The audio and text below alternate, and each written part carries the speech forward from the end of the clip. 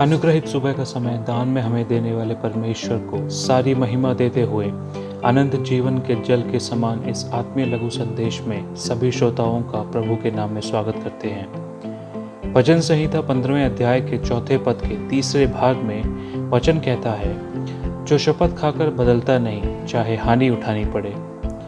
इस अनुग्रहित भाग में जिस विषय पर हम एक साथ ध्यान करने वाले हैं वो है कि हम सत्य में स्थिर रहने वाले बने। परमेश्वर के तंबू में कौन वास करेगा या परमेश्वर के पवित्र पर्वत पर कौन रहेगा? इस सवाल के जवाब में 10 प्रकार की विशेषताओं या योग्यताओं का वहां वर्णन करते समय 8वीं योग्यता के रूप में बताया गया वाक्य है, जो शपथ खाकर बदलता नहीं, चाहे हानि उठानी पड़े। परमेश्वर के तंबू में अगर हमें रहना है या प्रभु की संगति में निरंतर उसका सानिध्य हमें अनुभव करना है, तो ये जरूरी है कि हम सत्य में स्थिर रहने वाले बने। रहना या वास करने के बारे में जब हम पढ़ते हैं तो ये समझ पाते हैं कि जीवन भर चलने वाला ऐसा निरंतर बंधन जिससे अलग होना या छोड़कर जाना संभव नहीं है। दाखलता या उसकी डाली के समान संबंधन, जिस प्रकार डाली या दाखलता को अलग नहीं किया जा सकता।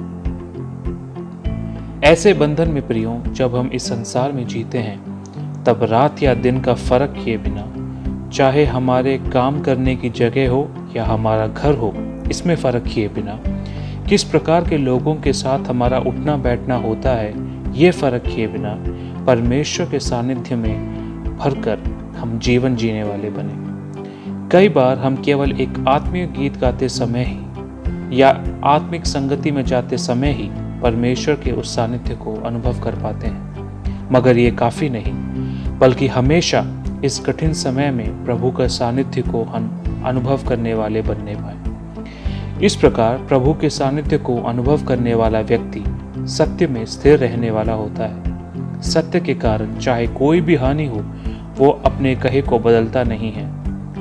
प्रियो, हम अपने आप को खुद जांचें कि कितनी बार हम अवस्थाओं के अनुसार सत्य में हेरफेर करके अपने कहे को बदल देते हैं, जिस प्रकार पानी उमड़कर अपनी सीमा से बाहर निकल जाता है। न्यायों की पुस्तक के 11वें अध्याय में विशेष रूप से जब हम 30 से 40वें पद तक पढ़ते हैं तो वहां एक व्यक्ति से हमारा परिचय होता है जिसका नाम है यिप्ता। यिप्ता एक वैश्या का बेटा था।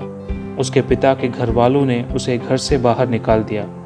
अन्य देश में अन्य लोगों के साथ जाकर उसे रहना पड़ा। अच्छे समय में, अपने बचपन में प्रियजनों का स्नेह उसे मिल नहीं पाया। अपनों ने उसे छोड़ दिया।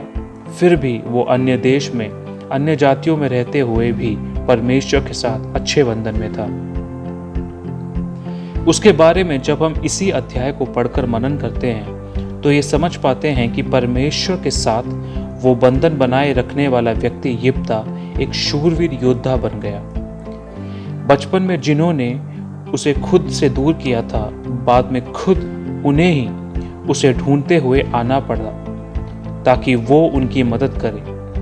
पिता के घर में अधिकार नहीं देंगे बोलकर बाहर निकालने वाले लोगों ने ही उसे अपना मुखिया नियुक्त करके सेनापति बनाया और लंबे 6 साल तक उन्हीं लोगों पर न्याय करने के योग्य परमेश्वर ने यिप्ता को बनाया।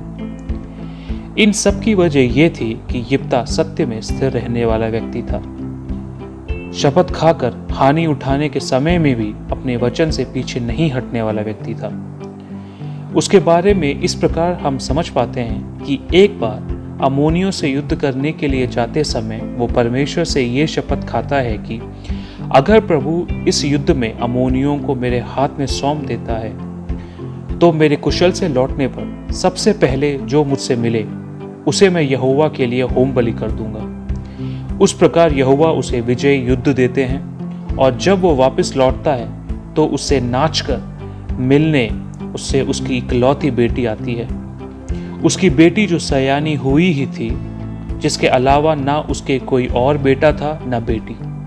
फिर भी उसने उस शपथ को पूरा किया जो उसने प्रभु की संगति में लिया था। अपनी इकलौती बेटी को उसने प्रभु के लिए होम बलि कर दिया। मुझे सुनने वाले प्रियजनों, जो सत्य के कारण चाहे हानि भी उठानी पड़े, फिर भी ना बदले। प्रभु की संगति में लिए हुए शपथ को पूरा करके इस अनुग्रहित समय में हम भी अपने परमेश्वर के साथ एक वाचा में बने रहते हैं। हम में से हर एक प्रभु यीशु मसीह के लहू की नई वाचा में जब होता है तो अपने जीवन में सत्य में स्थिर रहने वाला बने। परमेश्वर इन वचनों के द्वारा हम सभी को बहुतायत से आशीष दे।